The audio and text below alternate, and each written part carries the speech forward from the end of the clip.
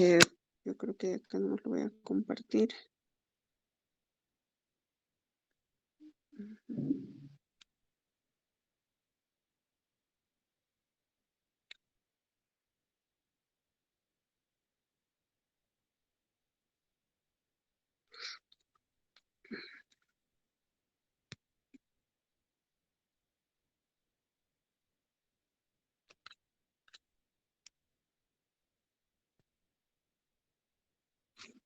Bueno, ¿alguna pregunta que tengan al respecto de la anterior clase para que luego podamos empezar?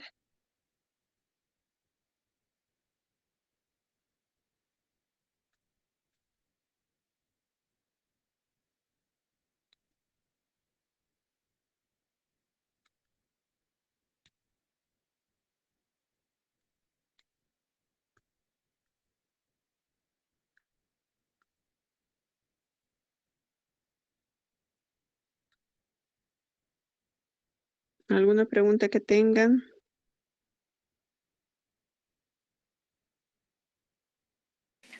No, Mm, creo que no. Ya, entonces la anterior. Ay, no tengo acá la presentación. Les voy a pasar al WhatsApp la presentación, por favor, y vamos a hacer como la anterior. Ya ustedes van a poder compartirlo. Vamos a ver si hay un intento más de poder compartir.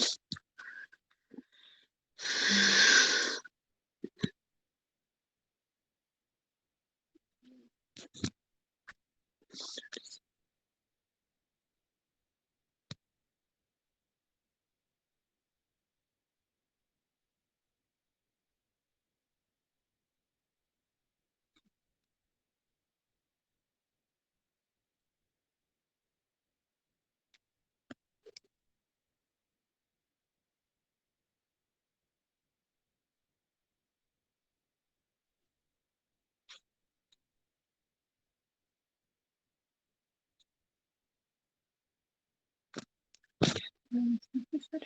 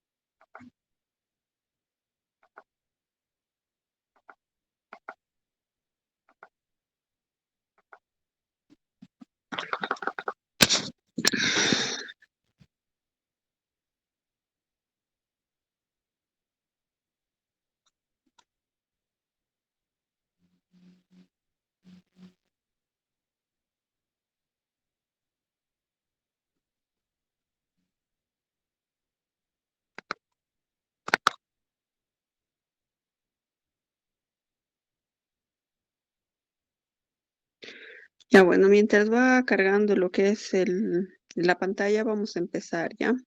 Y luego van a ir siguiendo, ya que la primera parte solamente es un poco de recordatorio de lo que han pasado, fisiología y anatomía.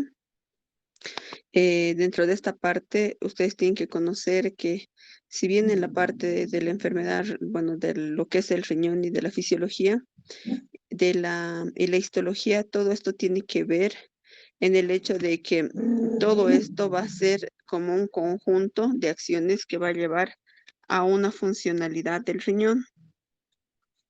Ya, entonces, al nosotros tener todas las características de que un riñoncito está funcionando o tiene todas las capacidades de la filtración, absorción, secreción, entonces ahí vamos a conocer nosotros lo que es la mejor funcionalidad. En la anterior clase que han llevado con el doctor Quiste, ustedes han llevado anatomía y fisiología, ¿verdad? Sí, doctora. Sí, Bueno, ahora vamos a llevar lo que es fisiología, que si Doc, creo ustedes que en hemos la anterior, llevado anatomía y también histología nomás, no fisiología. exacto, hoy día vamos a llevar lo que es fisiología, donde si bien en la parte histológica y las características tanto de la estructura de algunos componentes, es fundamental que ustedes lo conozcan en la estructura tanto de los túbulos y del glomérulo, para así hacer más fácil el entendimiento de lo que es la fisiología renal. Entonces ahora nosotros nos vamos a abocar a lo que es netamente la fisiología renal. Si bien nosotros vamos a tener algunas características, digamos, como en la parte de la fisiología, ustedes han debido llevar en la parte de histología del glomérulo, han debido llevar lo que es la barrera de ultrafiltración, han debido llevar las características o las funciones que tienen las células mesangiales. En la parte del túbulo han debido llevar las características que van a tener el túbulo proximal, cuál es su capacidad de reabsorción, qué nutrientes se reabsorben más, qué nutrientes se reabsorben menos. Entonces, en todo el aspecto que nosotros vamos a tener, que ustedes ya lo han visto más que todo en la parte de fisiología, en esta parte vamos a ver cuál va a ser el intercambio que van a hacer a nivel tubular en cada paso que va a llegar a tener, ¿no? Si bien ustedes ya conocen la estructura de lo que es el túbulo, pero también ustedes en esta oportunidad van a llegar a saber el porcentaje de reabsorción de agua, de electrolitos, los mecanismos por los cuales se van a reabsorber a nivel tubular algunas sustancias. Entonces, lo que en esta oportunidad vamos a ver va a ser eso, ¿ya? Em, Primero, como una pequeña introducción, vamos a hablar sobre que el, la parte de la funcionalidad del riñoncito, nosotros vamos a tener que, en este riñoncito, nosotros vamos a llevar una funcionalidad, vamos a llevar una funcionalidad en la cual em,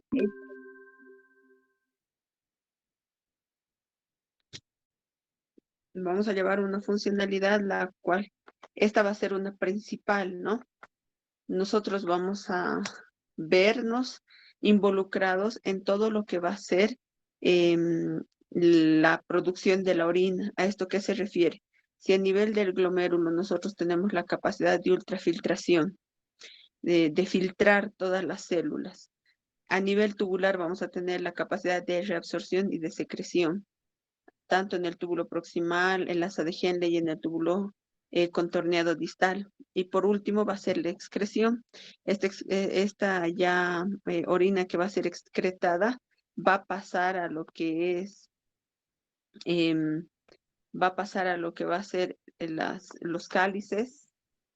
Al pasar a los cálices ya va a llegar a ya tener la diuresis. Entonces, nosotros, en cada proceso que tiene, tiene diferentes connotaciones. Ya va a cargar esto y vamos a poder continuar. Porque estamos teniendo mucho problema en esta parte.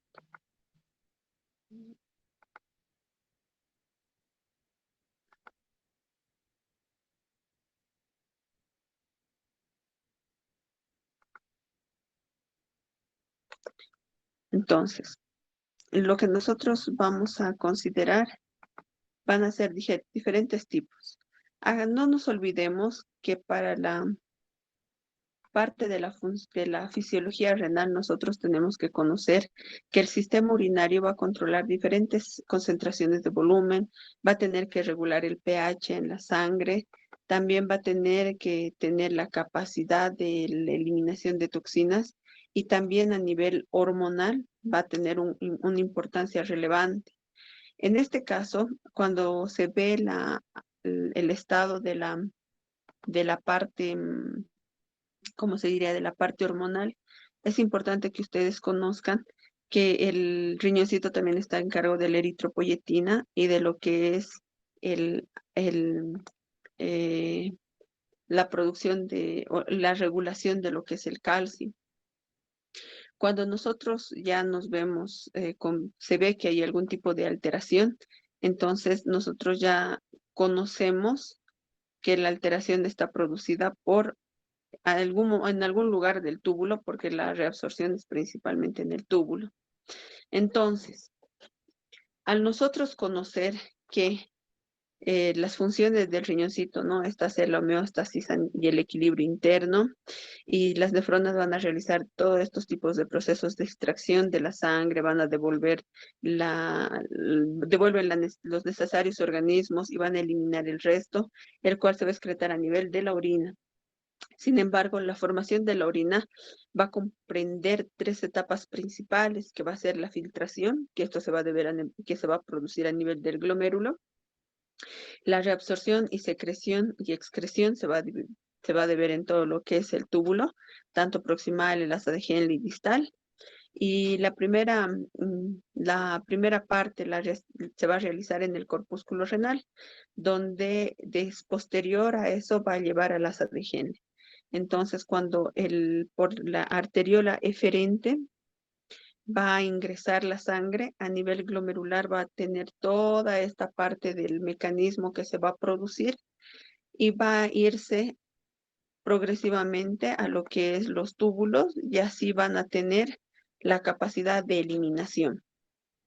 Pero en cada proceso tiene diferentes connotaciones, o sea, tienen diferentes características las cuales llegan a tener.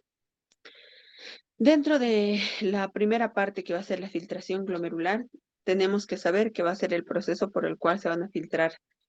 Va a haber una filtración del plasma desde el glomérulo hasta la cápsula de Bowman, ¿ya?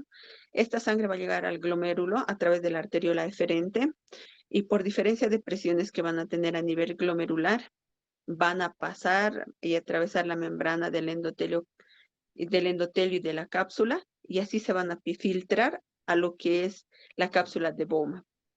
Este filtrado se va a tener una composición semejante al plasma, donde van a pasar pueden pasar grandes moléculas. Sin embargo, este resultado va a ser el producto de la ultrafiltración. Por otro lado, en esta ultrafiltración no solamente va a estar lo que es la parte de la ultrafiltración y el glomérulo, sino que va a tener diferentes tipos de características por las cuales va a realizar esta ultrafiltración. Entonces, entre una de esas características, vamos a tener que en la membrana endotelial vamos a tener una capa endotelial, una membrana basal y una hoja visceral de la cápsula de Bowman. La capa endotelial va a tener las fenestraciones. Estas fenestraciones no van a permitir que pasen proteínas mayores a 90. En la membrana basal van a ser fibras de colágeno y glicosaminoglicanos. Y en la parte visceral vamos a tener los podocitos y las hendiduras. En esta parte es importante conocer, ya que estos tres componentes van a ser los que van a formar la barrera de ultrafiltración. ¿Esto qué se refiere? Que si bien a nivel glomerular nosotros vamos a tener como una sumidera, ¿ya? Como igual que lo que tenemos en las cocinas, un lugar donde van a pasar todas estas sustancias, ya, y va a haber la capacidad, ¿no? Como ustedes ven en las coladeras de la cocina, tienen un tamaño. Entonces, solamente cosas que no sean de ese tamaño pasan. Es lo mismo en el riñoncito, en este que es nuestra membrana endotelial, lo que a la larga va a dar la barrera de ultrafiltración, y por acá van a pasar diferentes tipos de sustancias o proteínas o aminoácidos o nutrientes que van a ser de diferente peso molecular, el cual va a tener y va a ser el que va a pasar por esta membrana. Entonces, como ustedes ya conocen, las partes del glomérulo, ya vamos a tener una arteriola aferente, una arteriola eferente, la cápsula de Bowman, la lámina parietal, la lámina visceral, los podocitos, el espacio de Bowman. Vamos a tener entre estos el endotelio, la parte de los podocitos, y la parte de la membrana basal que van a formar lo que es la barrera de filtración. ¿Esta qué va a determinar? ¿Qué se filtra y cuándo? O sea, no es que por tener un tamaño de molécula va a pasar todo, absolutamente todo, que sea de ese tamaño de molécula, sino que van a tener la capacidad de restringir algún tipo de moléculas, principalmente las que son de alto peso molecular. La fisiología renal va a tener diferentes propiedades. Dentro de la filtración del glomérulo van a tener propiedades de va a tener la barrera glomerular, y esto va a estar selectiva tanto por el tamaño, la carga viral y la forma. Las moléculas menores de 7000 Daltons se filtran libremente, tienen un paso libre, como se diría. Es como que en la sumidera el agua pasa, a no ser que se vayan tapando por algunos desechos que ustedes puedan tener, y esa sería la causa por la que no va a pasar. Sin embargo, para que todo este filtrado glomerular se pueda realizar, ¿qué es lo que tenemos que tener en cuenta? Una de las cosas que tenemos que tener en cuenta en del paso de las moléculas es también las fuerzas y las presiones hidrostáticas que se van a tener, las fuerzas de filtrado glomerular. Entre esas fuerzas del filtrado glomerular, nosotros nos regimos principalmente por las fuerzas osmóticas hidrostáticas, ya que la presión hidrostática capilar va a ser de 15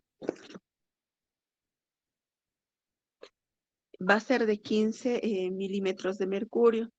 La presión oncótica va a ser, eh, la presión oncótica sanguínea va a ser de 30, y la presión coloidosmótica, la presión que vamos a tener a nivel del glomérulo, y ahorita ya las diapositivas se las van a empezar a ver.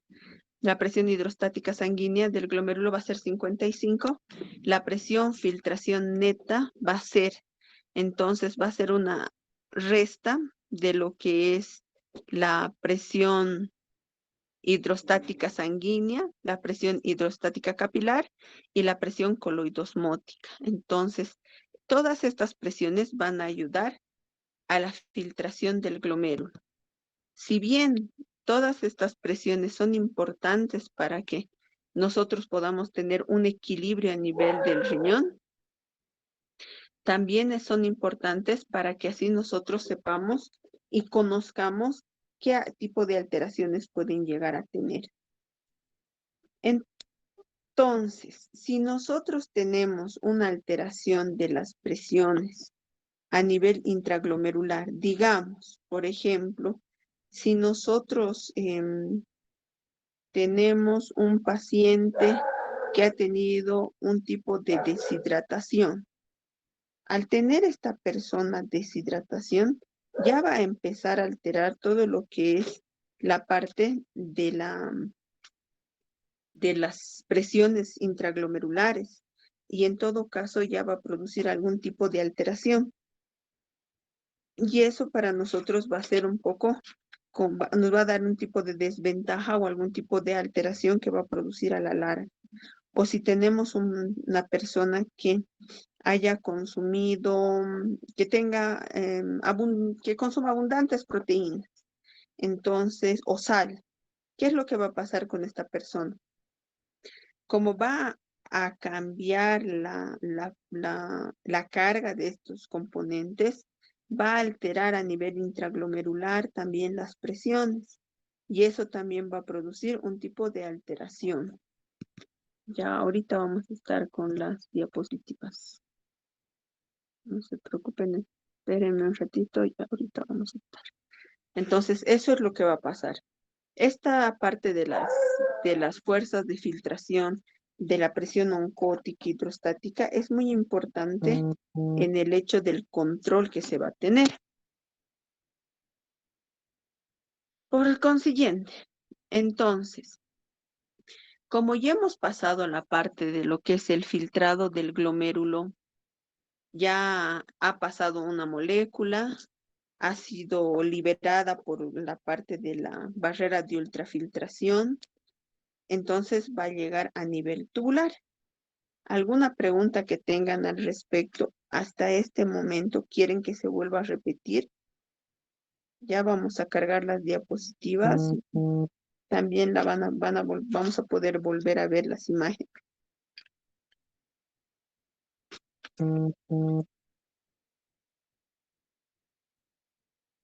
¿O la siguen todavía?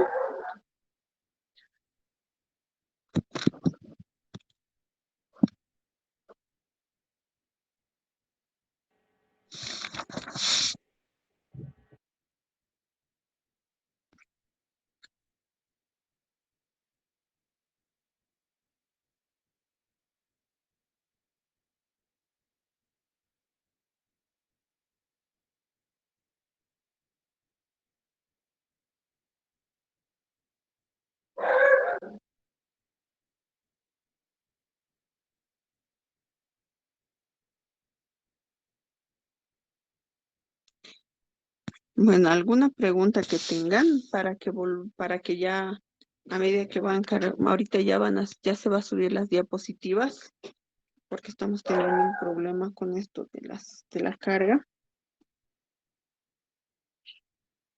Entonces, como ya ha pasado o sea, todos los nutrientes a lo que es el túbulo, vamos a ver lo que es la reabsorción tubular.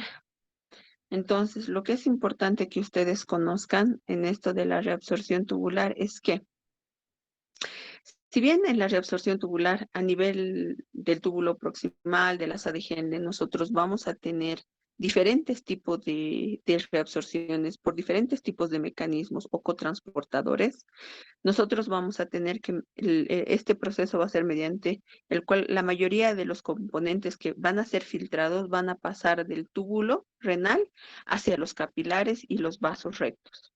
Solo se van a reabsorber cantidades específicas de sustancias dependiendo las necesidades corporales y dependiendo de la localización donde están estas.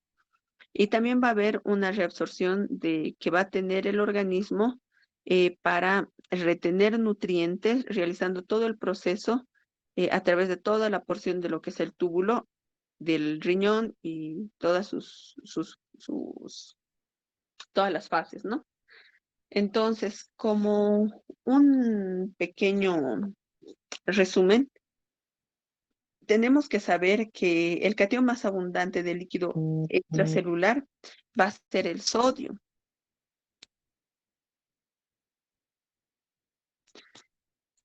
Entonces,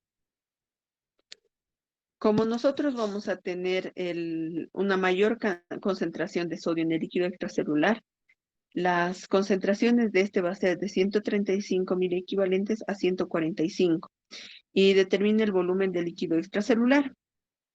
Si bien esto va a tener una consecuencia en la presión osmótica transmembrana que va a ser igual a 0, ¿Por qué es importante esto? Hace rato ya habíamos dicho cuáles eran las características de lo que es la ultrafiltración, ¿no es cierto? Entonces, si nosotros hemos mencionado que va a ser una característica esta, ya ahorita vamos a compartir pantalla. Listo.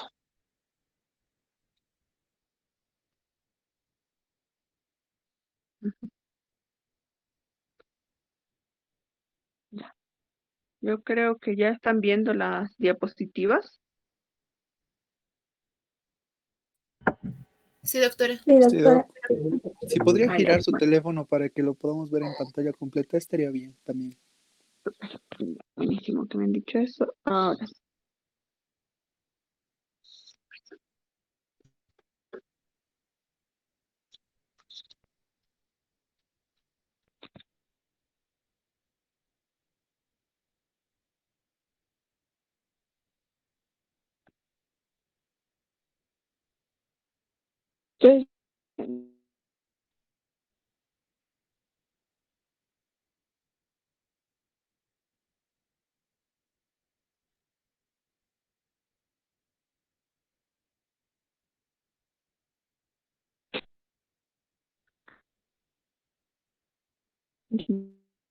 Entonces,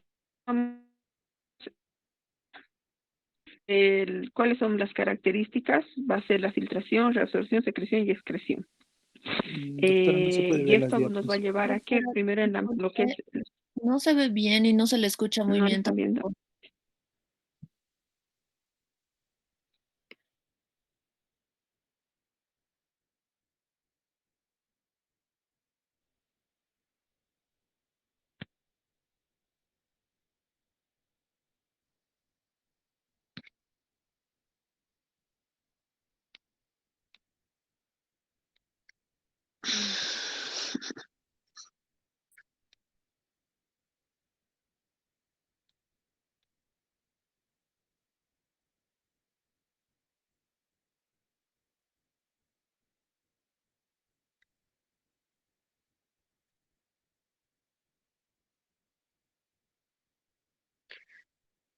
Ahora sí ya pueden ver bien, ya escuchan mejor. Se le escucha bien, Doc. Se lo escucha Ahora bien, pero pueden no ver se puede ver la presentación.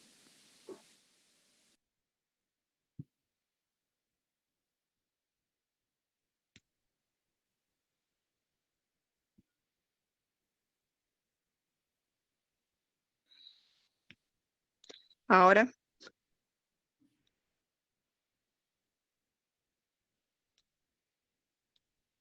Todavía no, doctora.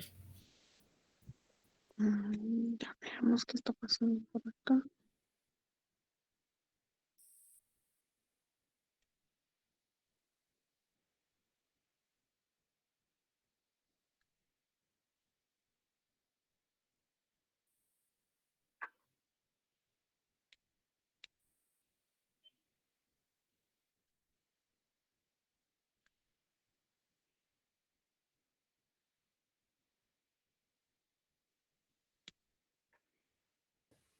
Doc, perdón, y si nos pasa las diapos y nosotros la presentamos como la anterior semana.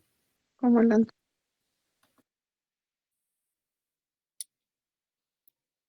Ay,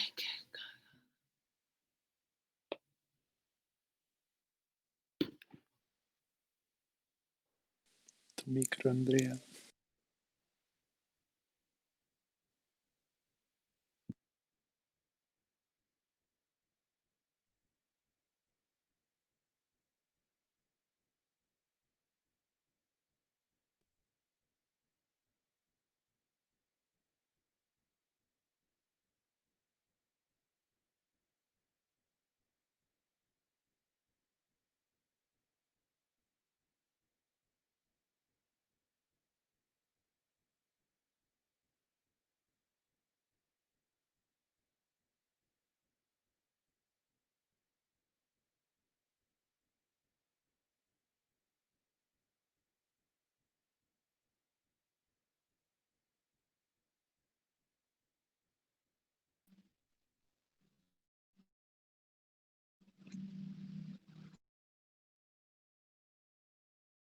Entonces ya les va a llegar al grupo y por favor, la persona que pueda ayudarnos en las en compartir la presentación para continuar. Ya les ha llegado y vamos a continuar con esto. Si alguien me puede ayudar en esta parte.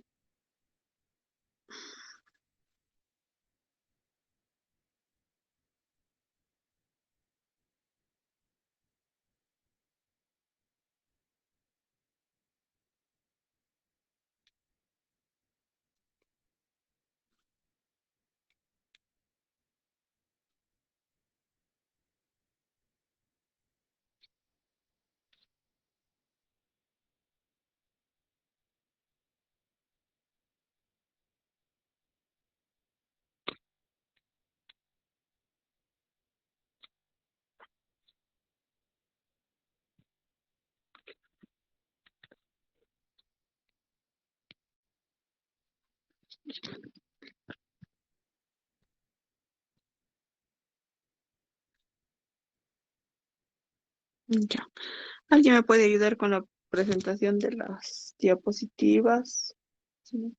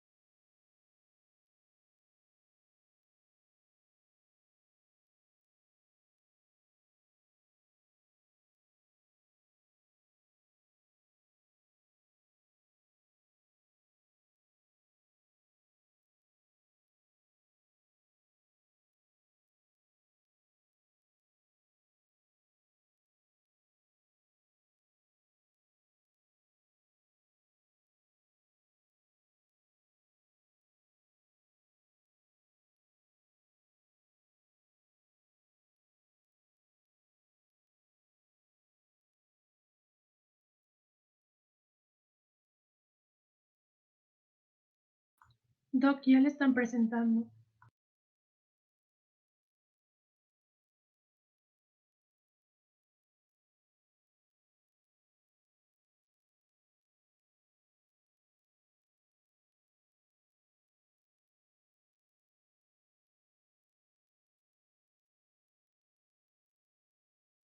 ¿Puedes ir pasando las diapositivas hasta la cuarta, por favor?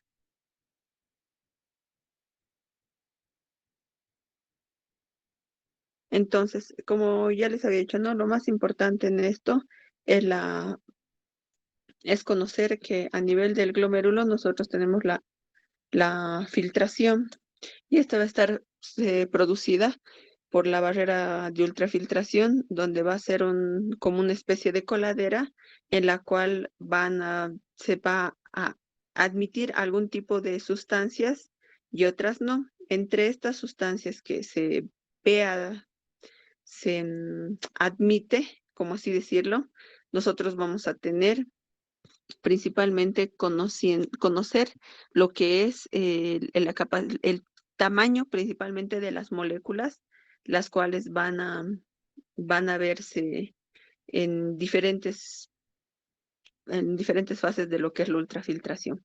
Por otro lado, también habíamos dicho que todo esto va a estar regido por unas leyes que en la siguiente diapositiva, por favor, que va a ser por Franklin y por Franklin y Starling. Dentro de estas, igual tenemos que tener en cuenta que todo lo que va a pasar por el glomérulo o por la barrera de ultrafiltración va a depender del tamaño, de la característica y la forma. Entonces, la siguiente, por favor, y estas van a estar condicionadas por lo que es las fuerzas de filtración. Dentro de estas fuerzas de filtración, como en el gráfico ya lo pueden ver ustedes, estas están regidas por tres fuerzas principalmente. Al estar regidas por tres fuerzas, nosotros sabemos y conocemos que estas fuerzas que van a ser mediadas, entonces van a ayudar a la regulación de estas. En caso de que una de estas pueda ser alterada, entonces al ser esta alterada, nosotros vamos a tener algún tipo de alteraciones en la filtración y por consiguiente, nosotros vamos a tener alteraciones en lo que es la depuración de toxinas o la absorción de estas. Como ya les había mencionado, la presión que vamos a tener hidrostática va a ser de 15 miligramos, la presión coloidosmótica de 30 y la presión hidrostática sanguínea del glomérulo 55. Entonces, la diferencia de estas nos va a llevar a la presión neta del filtrado glomerular, que va a ser 10. Entonces, la parte de la excreción o de la ultrafiltración se va a dar y se va a deber por consecuencia de una resta de todas estas presiones, los cuales van a llegar a 10. Y esto va a ser lo que nos va a ayudar a diferenciar la parte de lo que es la ultrafiltración. La siguiente, por favor.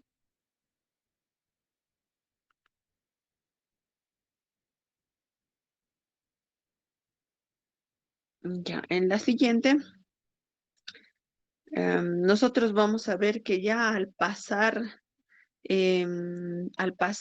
todo lo que es de la parte del glomérulo a la parte del túbulo, nosotros vamos a tener que todas estas sustancias se van a reabsorber o excretar durante todo el paso que va a tener a nivel tubular. Este transporte que se va a tener a partir del transporte activo o el transporte pasivo. También se va a deber en el transporte pasivo por difusión facilitada o difusión simple, que a medida que vamos a ir pasando lo vamos a ver. Otra cosa que es importante saber es que la reabsorción de los riñones va a ser cerca del 99% del sodio a nivel de la parte de la reabsorción a nivel tubular, considerando así que una tasa de filtración del glomérulo va a ser de 180 litros día, que esto va a corresponder a 125 ml minuto, y a una concentración plasmática que va a llegar a tener el sodio en un promedio de 140, ¿ya? Entonces, de toda esta cantidad que se tiene de sodio a nivel del túbulo, vamos a mencionar la siguiente, por favor, cómo se va a reabsorber todo esto a nivel de los diferentes, del diferente paso a nivel de los diferentes segmentos que va a tener el túbulo. Entonces, la reabsorción tubular se va a realizar del siguiente modo. En el túbulo proximal se va a reabsorber el 65% de agua, el 100% de glucosa, aminoácido, sodio, potasio. Estamos hablando que en un 100%, pero en alguna literatura dice 98%, 97%. Estamos hablando que la mayor parte de estas sustancias se va a reabsorber, tanto bicarbonato y cloro. A este nivel se va a hacer una reabsorción obligatoria del agua en el túbulo proximal. En el asa de Henle va a haber una reabsorción menor de lo que va a ser el agua y también se va a reabsorber el sodio, potasio y cloro. En el túbulo contorneado distal se va a reabsorber el 10% de agua, también todos estos electrolitos y solutos. Y va a haber también, va a tener y va a estar a cargo de la regulación de la aldosterona, que es una hormona que va a actuar en este segmento tubular, aumentando así la reabsorción de sodio y por lo tanto agua. Y también va a estimular la excreción o la secreción de lo que es el potasio. Esto es importante en el manejo de los diuréticos. Entonces, cuando ustedes saben a qué nivel o dónde se reabsorbe más agua o dónde se reabsorben estos tipos de electrolitos y cuál es el mecanismo de acción de los diferentes diuréticos, entonces ustedes tienen una mayor facilidad de manejo. En el túbulo colector se va a reabsorber una menor cantidad de lo que es agua y también se va a disminuir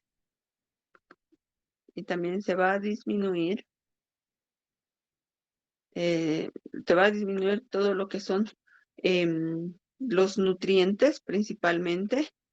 Va a haber una capacidad de disminuir el modo de la diuresis y así determinan una reabsorción facultativa. En total, a nivel tubular se va a reabsorber el 99.3% de lo que se filtra. Esto nos va a dejar un 0,7% restante que va a formar lo que es la orina y va a haber una cantidad aproximada de 1.5 litros al día. Entonces, si digamos se filtran 180 litros al día, el volumen urinario va a ser de 1.5 litros al día. Nuestra reabsorción va a ser de 178.5 litros al día y esto nos va a tener equivalentes de 1 kilogramo de sodio, 0.5 kilogramos de bicarbonato, de glucosa y de los aminoácidos. La siguiente, por favor. ¿Cómo va a ser el manejo y la reabsorción a nivel del túbulo contorneado proximal? Primero vamos a hablar de lo que es el manejo de sodio a nivel del túbulo contorneado proximal. Esto se va a deber por principalmente todo el líquido que va a ser procesado, filtrado por el glomérulo, se procede a nivel del túbulo contorneado proximal renal. Esto va a ser aproximadamente en los 2/3 de sodio que va a ser filtrado y reabsorbido a este nivel. Esto va a ser en concentraciones isosmóticas o electroneutras. Estas mayormente van a hacer una reabsorción, como ya se les había dicho, más del 65%. Va a estar producido por un transporte pasivo o un transporte activo. El transporte pasivo se va a deber en lo que va a ser los bordes de cepillo a nivel celular,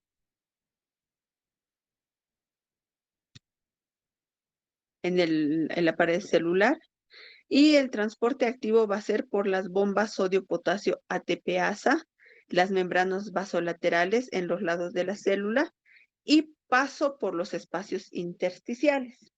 Entonces, ¿cómo va a ser? ¿Cuál va a ser los mecanismos por lo cual el sodio va a reabsorberse y va a excretarse? Entonces, nosotros vamos a tener, si puedes pasar al siguiente, por favor. Entonces, nosotros, como hemos dicho, vamos a tener un transporte activo primario. Este transporte se va a deber principalmente por el transporte de las sustancias en contra de un gradiente de concentraciones, por lo cual va a requerir un tipo de energía, que este va a ser el ATPase. Y la bomba que va a facilitar y va a ser provista de energía va a ser la bomba ATPasa. Entonces, el paso de estos desde un medio de poca concentración a mayor concentración. Entonces, estamos viendo acá el sodio va a ser transportado por la bomba ATPasa, ¿no? Sodio, potasio, ATPasa, para ir de mayor a menor concentración. Entonces, este es nuestro transporte activo. Sin embargo, como las concentraciones esto se debe a que las concentraciones de sodio en el líquido intracelular van a estar bajas y así va a poder generarse este tipo de intercambio con estas bombas. Ahora, nuestro cotransportador o nuestro transporte secundario que va a deberse igual por gradiente de energías. Este tipo de transporte de sodio va a ser a través de la membrana apical.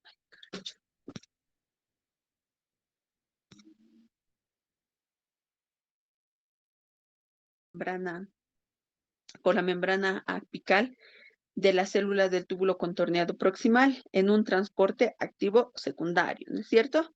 Esto va a ser a través del sodio que va a estar presente en la luz tubular. Entonces, si ustedes ven en la imagen, van a ver que en la parte tanto rosada como verde hay un como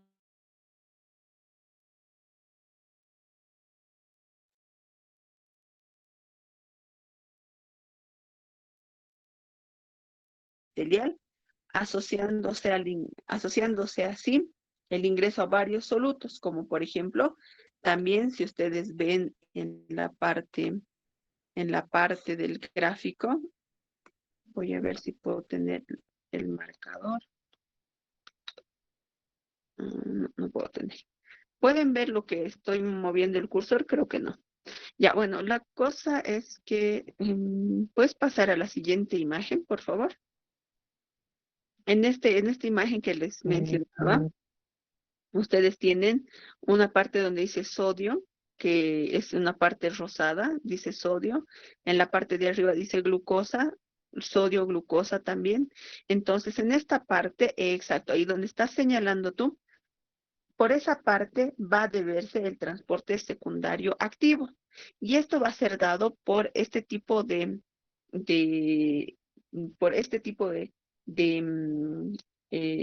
sustancias que van a estar presentes en la luz tubular, que van a ingresar al epitelio, ¿no? Asociándose algunos tipos de solutos. Entonces, de lo que está en la parte de la luz tubular, que es esas como fenestraciones que ven, entonces, a través de esos van a ingresar diferentes tipos de solutos, tanto sodio, glucosa y aminoácidos.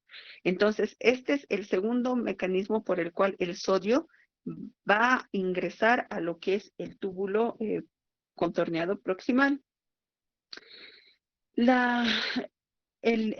Siendo que el principal soluto transportado por este mecanismo va a dar la reabsorción del sodio y de la glucosa, entonces también es importante conocer que aparte de este tipo de intercambio del sodio que va a efectivizar también los transportes, es importante conocer y saber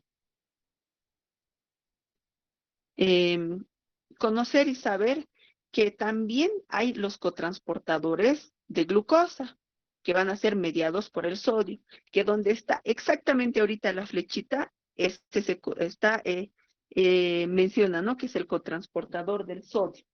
Estos simpos de glucosa dependientes de sodio, que son los SGLUT2, denominados los SGLUT2, nos van a ayudar también a conocer que en la parte de lo que estamos nosotros viendo, y en la parte de ya el manejo clínico, también tenemos que nosotros saber que actualmente lo que está produciendo el tratamiento de de los diabéticos con los SGLUT2 específicamente, van a actuar a este nivel. Actuando a este nivel, ¿qué es lo que hacen? No solamente van a disminuir lo que es la glucosa, sino van a ayudar a una regulación del medio interno y del sodio. Y al regular esto, también van a regular las diferentes concentraciones y a la larga también nos ayudan a lo que es la microalbúmina. A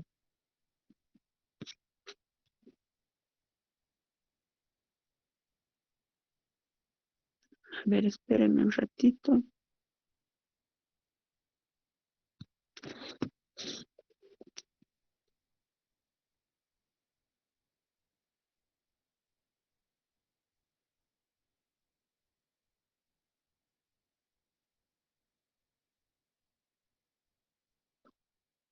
Ya. Entonces, como les decía, ahora hay otro mecanismo por el cual también el sodio va a ser transportado y va a ser también va a ser transportado y va a ser también que van a tener a nivel, va a tener un cotransportador que va a ser sodio hidrógeno, que este también se va a estar presente en la parte de lo que es van a ser transportadores lumiноsos, se van a estar en la luz del túbulo y van a tener el cotransportador sodio hidrogeniones, que en el gráfico no se lo puede distinguir bien. Ya, por otro punto, también lo que pasa en el transporte de sodio impulsado por cloro. O sea, todos estos mecanismos de reabsorción y secreción vamos a tener de acuerdo a lo que es el transporte primario activo, que este va a estar dado por energía. El transporte activo secundario, este va a estar dando, ¿por qué? Va a estar dado por cotransportadores. Y estos van a ser tanto el sodio, la glucosa, el hidrógeno y el cloro. Todos estos se van a localizar en lo que es la parte apical o en la plus de lo que es el túbulo para producir esto. Así como han visto que la glucosa y el sodio tienen un cotransportador, una parte donde van a pasar por gradientes de concentraciones. Lo mismo va a pasar tanto con el cloro y con el hidrógeno. La siguiente, por favor. Entonces, aquí también vamos a ver. Si también la reabsorción del túbulo tiene que verse por dos diferentes tipos. Uno va a ser la difusión, que va a ser el paso de alguna sustancia de un sitio de mayor concentración a un sitio de menor concentración sin gasto de energía. O sea, lo que hemos visto ahorita, ¿no ve? Que es por un cotransportador. La pinocitosis va a ser al paso de una proteína por invaginación de membrana del citoplasma que va a ser doblada en aminoácidos. Es como cuando pasa la fagocitosis, ¿no? O sea, ¿qué es lo que pasa? Viene, se apega y el fagocito, ¿qué es lo que hace? Lo encapsula y lo mete, ¿no ve? Y ahí ya pasa toda la destrucción. En cambio, en este no. Va, se acerca, lo agarra y lo incorpora al lugar donde tiene que ir. No lo destruye, solo le ayuda a pasar. Y el cotransportador va a ser el paso de una transmembrana de una molécula en dirección opuesta al movimiento del sodio. Entonces, eso es como cuando entra un sodio y sale otro, eh, otro electrolito, digamos, que va a ser lo mismo. Esto principalmente se va a dar en lo que es el cotransportador sodio-hidrógeno. Entonces, va a entrar un sodio y va a salir un hidrógeno.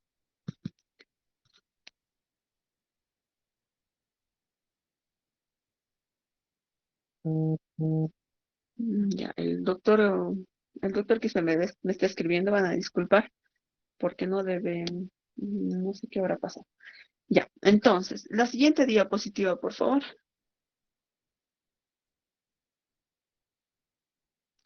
¿Cómo va a ser el manejo de sodio a nivel del asa de Henle? Entonces, el manejo del sodio en el asa de Henle, todo el líquido que va a recibir va a estar procesado en el túbulo contorneado proximal, que va a estar enriquecido por sodio y por cloro, ¿no es cierto? Una mayoría de la carga osmótica, cuya osmolaridad va a ser prácticamente igual al plasma. Pero este líquido va a abandonar en el asa de Henle y se va a volver en un líquido hipoosmolar, cuya principal soluto osmótico va a ser la urea. Esta transformación o este recambio o este método de absorción se va a deber a qué? A dos tipos de procesos. Uno va a ser la reabsorción y otro va a ser la secreción. ¿Cómo se va a producir la reabsorción y la secreción? En la parte del asa de Henle, nosotros también vamos a estar mediados por lo que es la bomba sodio-potasio ATPasa. Así, en el segmento donde va a haber la reabsorción, va a ser una reabsorción activa. Va a ser una reabsorción activa y va a necesitar energía. La base de este mecanismo va a radicar en que la membrana va a tener una baja concentración de sodio intracelular y que va a permitir el ingreso del sodio, que va a ser En la parte donde ustedes están viendo, ¿no? Un redondito con, donde dice isosmótico, y luego hay flechitas que entran y salen, ¿no es cierto? Entonces, como nosotros tenemos abundante sodio a nivel que va a estar a nivel intracelular, esto va a permitir que ingrese el sodio al líquido tubular. Y al permitir que pase esto, va a bajar la concentración que va a estar mantenida por la bomba sodio-potasio ATPasa, y va a producir que el ingreso de sodio a la célula se encuentre acoplado por un ion de potasio y 2 de cloro. Y es como se va a deber todo este mecanismo que se va a traducir en un intercambio, en una reabsorción de estos electrolitos. Entonces, al haber una reabsorción, ustedes en el cuadro rosado ven cuánto de sodio, potasio y glucosa, aminoácidos se van a reabsorber. Se van a reabsorber en una mayor cantidad.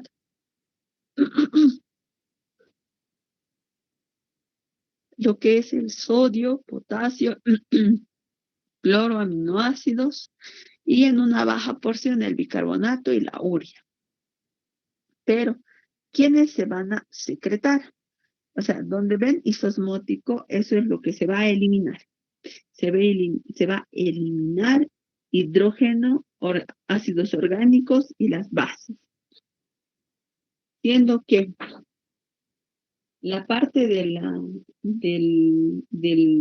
la reabsorción, el mecanismo de cotransporte a nivel del asa de Henle, de la rama ascendente, principalmente va a estar mediado por sodio, potasio y 2 de cloro, que va a ser un transporte que va a requerir energía, y en este caso vamos a tener también otros tipos de cotransportadores que se van a encargar de lo que va a ser el ingreso de potasio, como los canales de Ronc, y también vamos a tener lo que es la bomba de sodio-potasio ATPasa, que igual va a estar encargado del equilibrio de estos electrolitos. La siguiente, por favor. Entonces, en el asa de Henle vamos a tener los 3 segmentos. La fina descendente va a reabsorber menos agua, y vamos a tener una baja actividad metabólica. La siguiente. Entonces, como habíamos mencionado, ¿no? ¿Cuál va a ser nuestro cotransportador que va a necesitar energía? Va a ser el sodio, potasio, 2 de cloro, que va a haber una ligera retrodifusión que ustedes van a ver en la parte donde está el gráfico, donde ven 3 flechitas rojas. Entonces, por ese lugar va a ser el intercambio de lo que va a ser la parte de los electrolitos de sodio, potasio y cloro. Y la parte donde ahorita justamente está su flecha, no está la flecha de ustedes, era la mía. En la parte donde está como una montañita y está el potasio en una mesetita, ese es los otros canales cotransportadores, los canales de Ronc, los que están encargados del transporte de lo que es el potasio. En la parte sería izquierda, ustedes ven cómo también a este nivel se transporta lo que son los hidrogeniones, igual de la misma forma por difusión paracelular, que va a ser la parte del transporte de magnesio-calcio. También más abajo de eso nosotros vemos cómo va a haber el intercambio de sodio-hidrogeniones, y también nuevamente por la bomba sodio-potasio ATPasa, la salida del sodio y el ingreso del potasio. Entonces, la mayoría de los cotransportadores de la reabsorción o de la absorción que se va a tener a nivel del asa de Henle, se va a deber por estos 3 tipos de mecanismos, y una gran mayoría son repetidos a lo largo que va pasando el túbulo. La siguiente, por favor.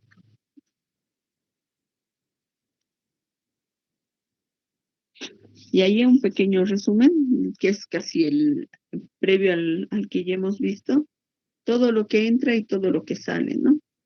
Todo lo que entra van a ser los hidrogeniones y todo lo que se va a reabsorber va a ser sodio, cloro, potasio, calcio, bicarbonato y magnesio. El siguiente, por favor. En el túbulo contorneado distal vamos a tener una porción inicial. Esta va a ser un poco compleja, ya que también va a ser parte del complejo yuxtaglomerular, donde va a controlar la retroalimentación del filtrado glomerular y de la función renal. También va a reabsorber sodio, cloro y potasio, pero va a ser totalmente impermeable al agua y a la orina. En esta porción se va a diluir lo que es la orina. Tiene cotransportadores igual, los cotransportadores igual son 2 de sodio, potasio y sodio, cloro y 2 sodio, 2 de cloro, potasio, la bomba sodio, potasio, ATPasa y los canales de cloro. En el cuadro siguiente, por favor. Entonces, de la misma manera como han visto en la anterior diapositiva, si podemos retroceder, por favor, casi una gran mayoría tiene una más, por favor, una más, por favor, acá. Entonces, si se dan cuenta, en el asa de Henle tiene el mismo mecanismo de cotransportador. En el túbulo distal tiene el mismo mecanismo de cotransportador. La única diferencia, ¿cuál va a ser? La capacidad que van a tener estos. Si bien en el túbulo proximal tiene una mayor reabsorción de estos nutrientes, pero a medida que vamos avanzando en el túbulo colector, en este caso solo se va a reabsorber el 5% de lo que va a ser sodio, cloro, y en cambio, en la parte del túbulo proximal, nosotros reabsorbemos el 65% de sodio. Si bien van a tener la misma capacidad, o sea, los mismos cotransportadores, pero no va a ser la reabsorción al 100% como en otros segmentos. Ahora sí pasaremos a lo que es el túbulo distal. Uno más. Ahí.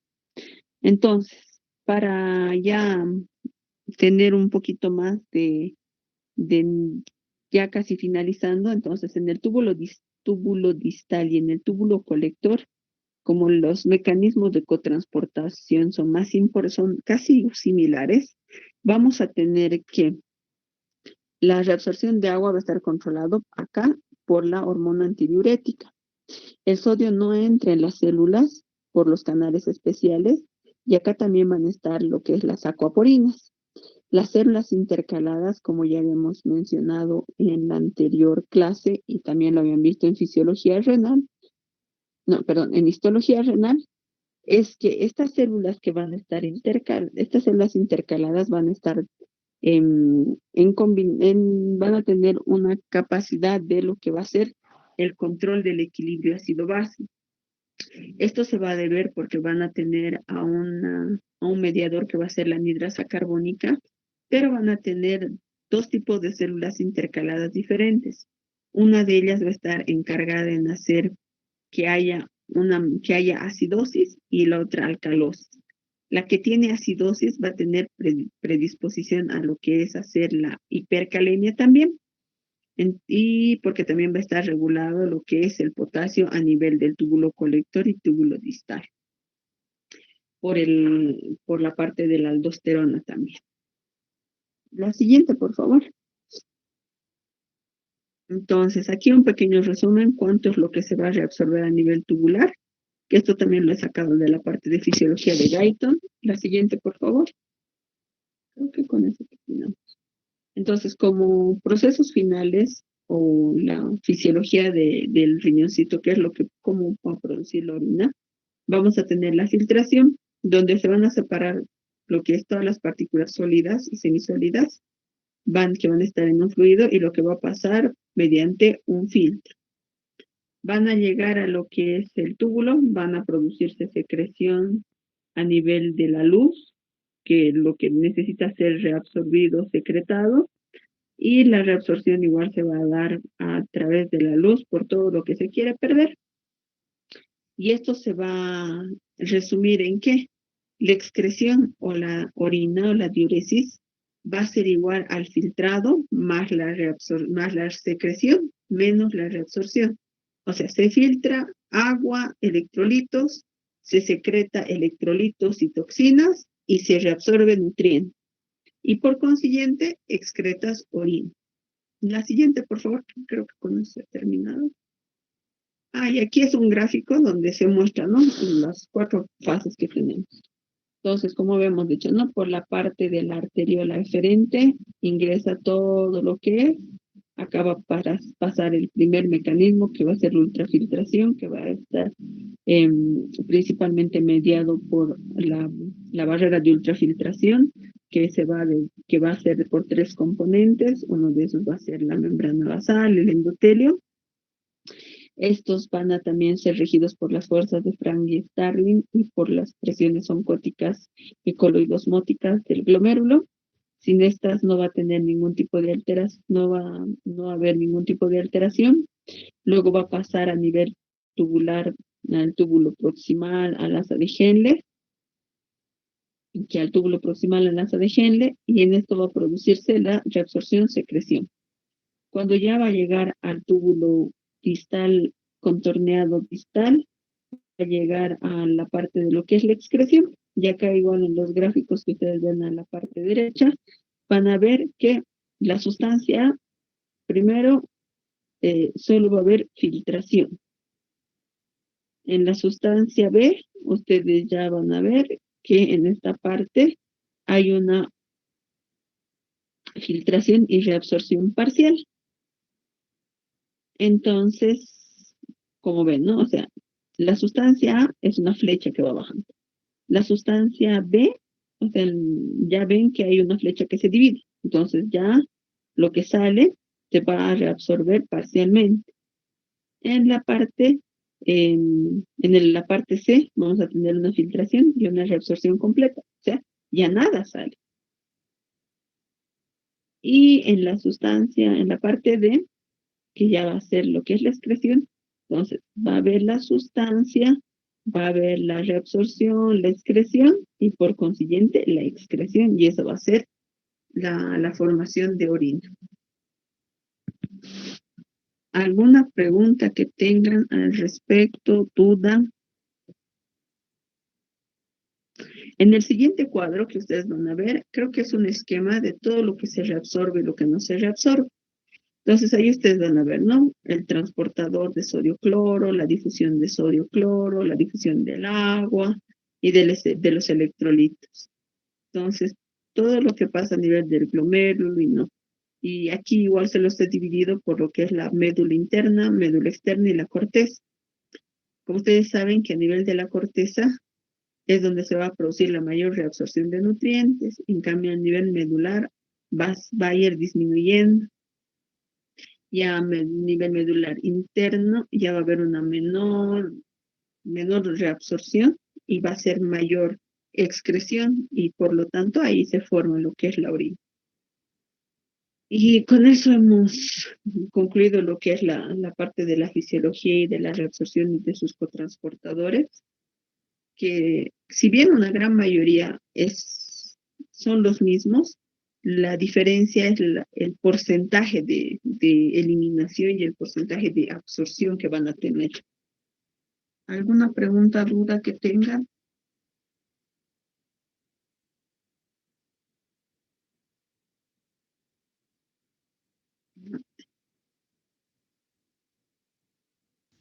Nada, ninguna duda.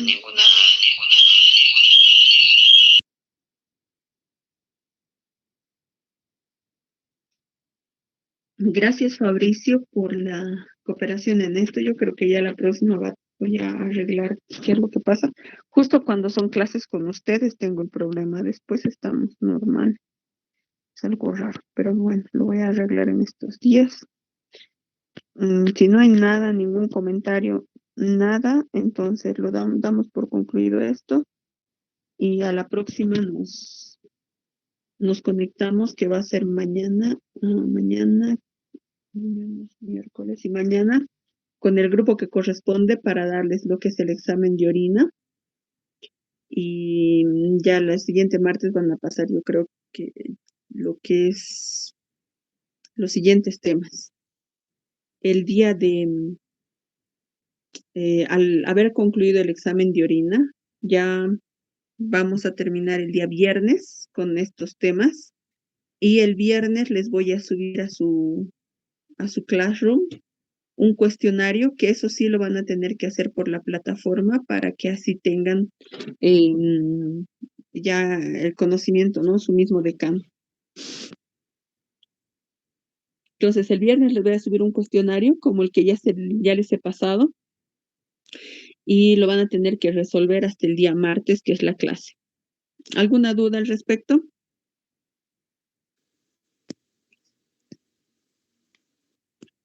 Doctora, buenas tardes. Disculpe, ¿la clase de mañana qué hora va a ser? A la misma hora, 2:30.